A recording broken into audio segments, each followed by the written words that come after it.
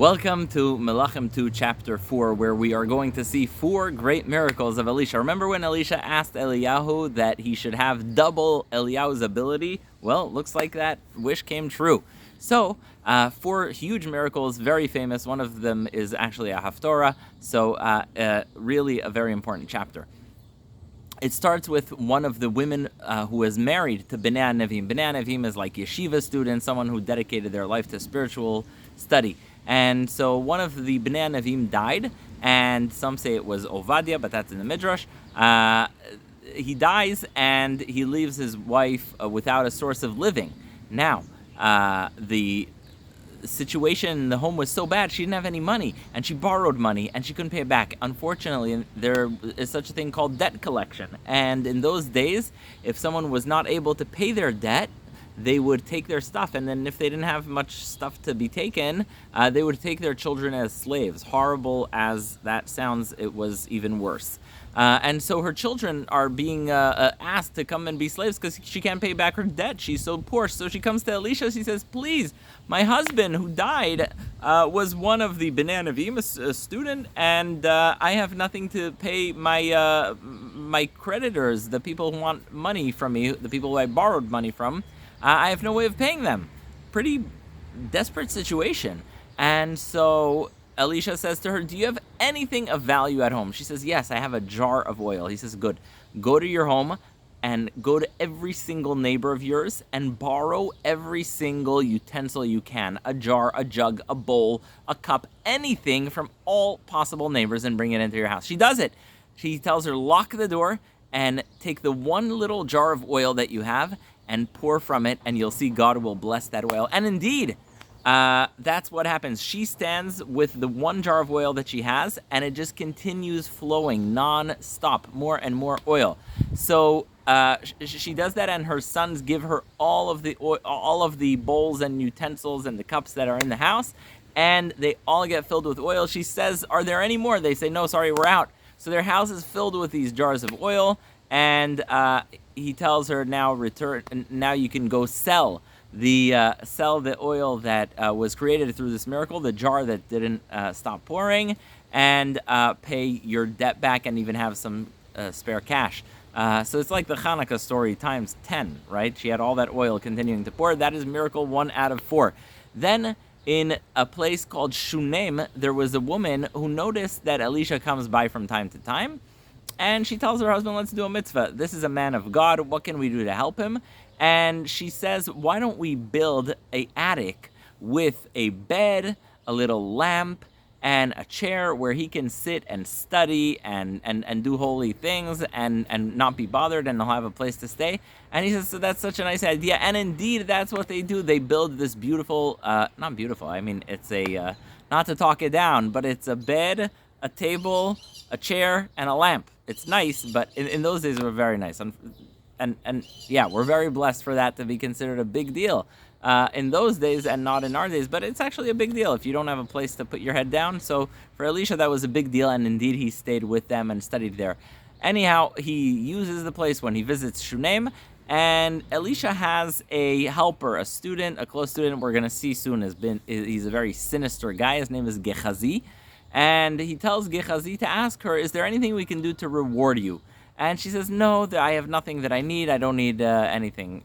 But Gehazi turns to Elisha and says, by the way, I don't know if you noticed, she and her husband do not have any kids. So if there's anything you can do to bless them with kids, then that would be amazing. And Elisha calls her over and says, sort of like was said to Sarah, he tells her, in exactly a year you will be holding a child and you'll have a son. And she says, please, do not get my hopes up. Don't break my heart. I don't want it to be promised and get my hopes up and then it's not. No.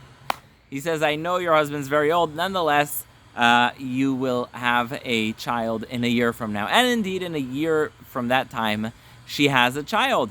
So everything's good. They're living a happy life. The child is out in the field, working in the sun with his father, when he suddenly tells his father, oh my gosh, my head is hurting. Remember, it's very hot. You always have to have enough water in a hat. So he's out there and it's boiling hot, and he says, my head is killing me. And he says, go to your mom, goes back home and puts his head on his mom's lap and dies.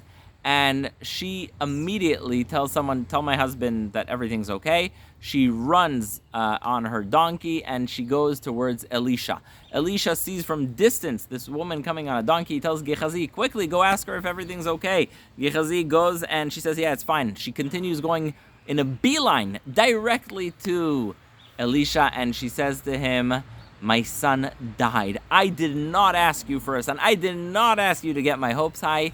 Nonetheless, you did, and now my son is dead. And so Elisha tells Gehazi, quickly run ahead and go with her and put my staff, my stick, on the child's head. And they go together, Gehazi and the Shunammite woman, and nothing. The child is still dead. By that time, then, Elisha arrives already. Elisha locks the door, and he puts his face on the child's face. He does like when they, I don't even know what they call that. He's like resuscitating the kid, but he's praying, and suddenly this kid sneezes 7 times. That must have been scary, right? You're in a room with someone who's dead, and suddenly sneezes 7 times. And he comes to life, and she's very thankful, and that is miracle number 2. Miracle number 3 is a story with the Bnei Nevi'im. They don't have much to eat. There's a famine in the land. And remember, Bnei Nevi'im are people who dedicate their lives to the service of God, so they don't really have much to begin with. How so much more so when there's a famine? So Elisha is with his students, the Bnei Nevi'im, and they're on the Jordan River, and there's nothing. There's no food. So Elisha says, why don't we set up a pot and make a stew? They say, stew? What do you mean there's nothing around here? And they start cooking up a stew, and someone else goes in the meantime in the bushery there, and he starts collecting different mushrooms, I guess, or different kinds of vegetables. He puts it in the pot, and they are ready with their stew. One person starts eating the stew, and he notices that the mushrooms are poisonous. Ouch, that's very dangerous. So he's starting to die, and he's screaming. Elisha takes something, puts it in the pot, and he heals it, and they're able to eat it even though it came from poisonous mushrooms. That's miracle number 3. Finally, 4th miracle, someone comes to visit Elisha with 20 pieces of bread, and he says, this is a gift for you, man of God, and there's 100 prophets, Bnei Nevi'im, with him, and he says, okay, I'm going to give this food to everyone. And they're like, what do you mean 20 pieces of bread for 100 people? I mean, sometimes I feel like I can eat 20 pieces of bread myself, definitely not for 100 people.